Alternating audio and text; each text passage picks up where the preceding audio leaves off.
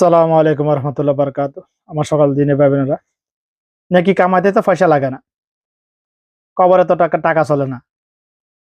দুনিয়াতে নাকি কামাইতে পয়সা লাগে না, কবরে কিন্তু টাকা চলে না। তো আখিরাতে টাকা চলে না, ওখানে চলে শুধু নেকি। ওখানে যদি কোনো ফাওনাদার থাকে, নেকির আদান প্রদান করা হবে শুধুমাত্র। আমল আমল থেকে আমল নামা থেকে নেকি পাওনাদারকে বুঝিয়ে দিয়ে তার ফাপগুলা দেনাদারের আমল নামায় তুলে দেওয়া হবে। যদি আমল নামায় নেকি না থাকে দেনাদারের, তারপরে যদি ফাওনাদার থেকে থাকে, তো আমার প্রসঙ্গ হলো কবরে তো টাকা চলে না, কিন্তু দুনিয়াতে নেকি কামাইতে টাকা লাগে না।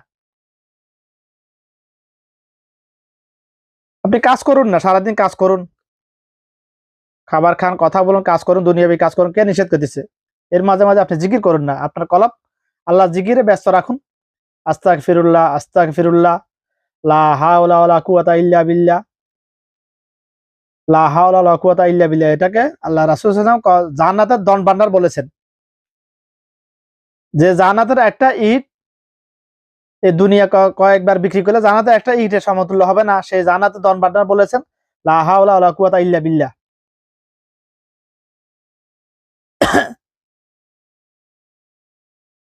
আল্লাহ রাসূল সাল্লাল্লাহু আলাইহি ওয়াসাল্লাম বলেছেন আল্লাহ পাকের কাছে সবচেয়ে প্রিয় বাক্য হলো চারটি: সুবহানাল্লাহ, আলহামদুলিল্লাহ, লা ইলাহা ইল্লাল্লাহ, আল্লাহু আকবার। পড়তে থাকুন না একটু পর পর, দিনে 2-4 বার, 5 বার, 10 বার, একেবারে না পড়লে দিনে কমপক্ষে একবার পড়ুন না। বুখারী শরীফের সর্বশেষ হাদিস, আল্লাহ রাসূল সাল্লাল্লাহু আলাইহি ওয়াসাল্লাম বলেছেন এমন দুটি বাক্য যেটা উচ্চারণ একেবারে সহজ কিন্তু মিজানের পাল্লা অনেক ভারী। অন্য হাদিসে আল্লাহ রাসূল বলেছেন এমন দুটি বাক্য আছে যে বাক্য যে একবার উচ্চারণ করবে তার আমলনামায় আসমান এবং জমিনের মধ্যবর্তী যে ফাঁকা জায়গা আছে সেই সমপরিমাণ জায়গা ভরাট করে দিয়ে তার নেকি তার আমলনামায় তুলে দেওয়া হবে সমপরিমাণ নেকি। দুটি বাক্য কি? সুবহানাল্লাহি ওয়া বিহামদিহি, সুবহানাল্লাহিল আযীম, সুবহানাল্লাহি ওয়া বিহামদিহি, সুবহানাল্লাহিল আযীম। বিভিন্ন আমল ভিন্ন ভিন্ন হাদিসে বলা হয়েছে এই কাজটা করলে একটা উট সদকা করা সওয়াব, 10টা উট সদকা, একটা গোলাম আজাদ করার সওয়াব, দান সৎকার ব্যাপারে বলা হয়েছে।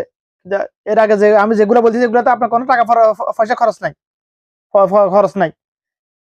স্ত্রী মা বাবা যে বরণ পোষণ দিতে হলে টাকা পয়সা খরচ হয়, সেটাও আপনি নাকি পাবেন যদি আপনি জানেন, সে অনুযায়ী মানেন। স্ত্রী সন্তানের পিছনে যা যা